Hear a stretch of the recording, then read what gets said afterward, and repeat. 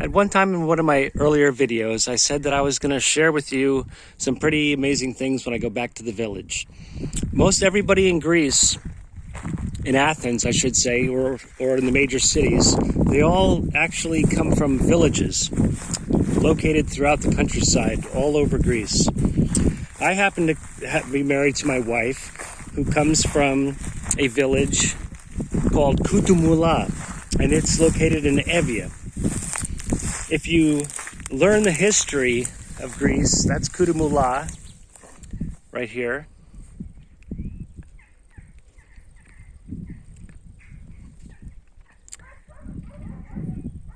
And as I pan, you'll see that's Lake Distos there. And then the city of Distos is over here. Okay? Now, if you know the history of Greece, I have to tell you, you have to dig a little bit deeper, way past or before the Spartans and the Athenians, because before there was Athens, there was a Halkida. There was the island of Evia, and Distos, and Eretria, and Halkida.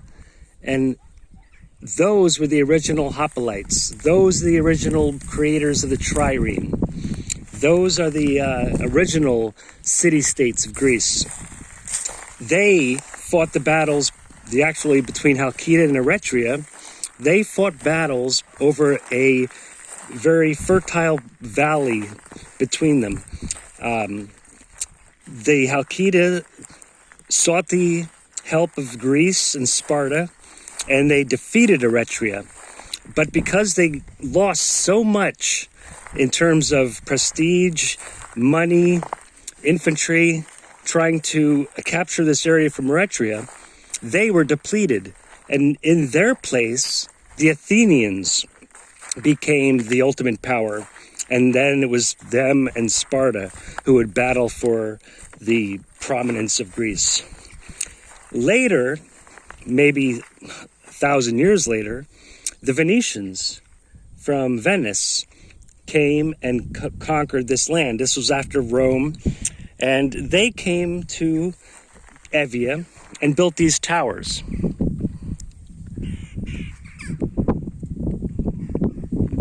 This is a watchtower. On the mountains surrounding me right now, there are watchtowers. This was built long before the Anasazi Indians. See, I'm from Arizona. I love archaeology, and I go out hunting for artifacts all the time. I learn the history, and it just boggles my mind to think that while the Anasazi and the Hohokam were whittling stone tools over there in America, over here in Europe, they were in the Bronze Age. Anyway, so these towers were built by the Venetians, and they were watching for pirates. And if a pirate was seen, I'm going to pan this way.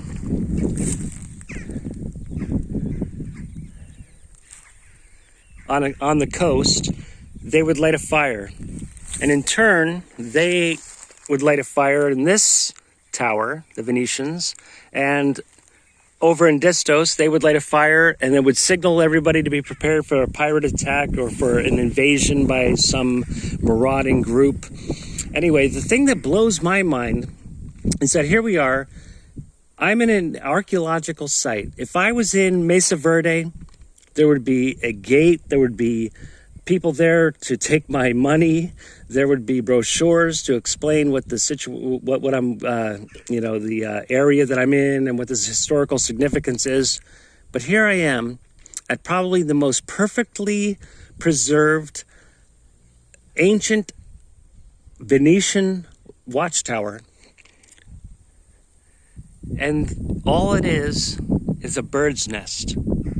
There's no gate. There's no guards. There's nobody. So come with me and let's check it out. First of all, the construction is amazing, if you think about it.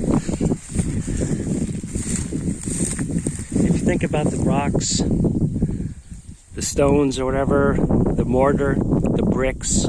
They even used,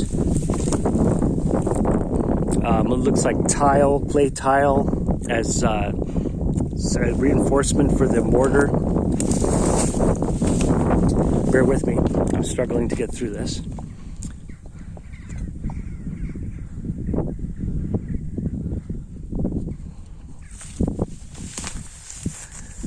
This looks like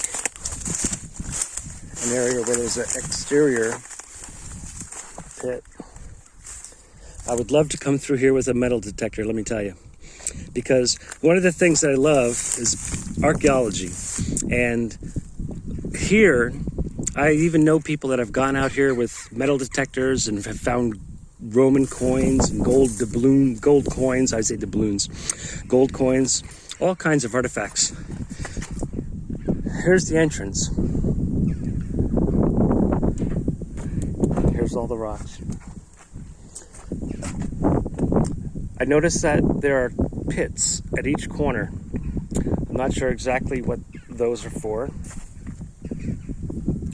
There's one there. There's one here.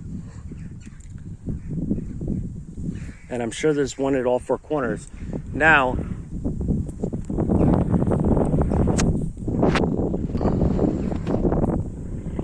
I'm going to pause this video now because it's getting pretty long.